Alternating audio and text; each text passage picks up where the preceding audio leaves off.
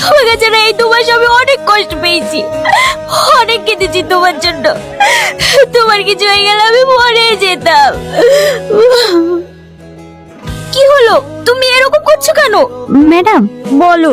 Doctor বলেছে মাথায় আঘাত লাগার কারণে সেরের মধ্যে একটু পরিবর্তন দেখা দিতে পারে, তাই আপনি কটা দিন দূরেই থাকুন।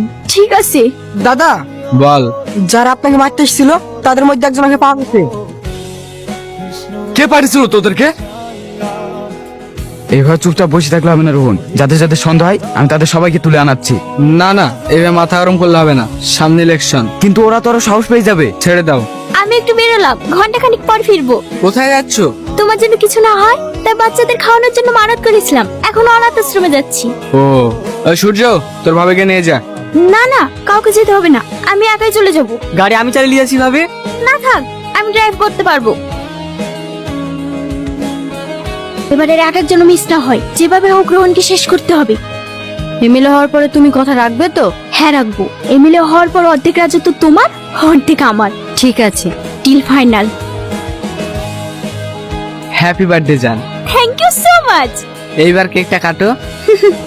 কাটবো তো, আগে তোমাকে সারপ্রাইজটা দিই। জন্মদিন তোমার, আমাকে আবার কি সারপ্রাইজ দেবে? যেমনটা সেদিন দিয়েছিলাম। কোন দিন? গাইস,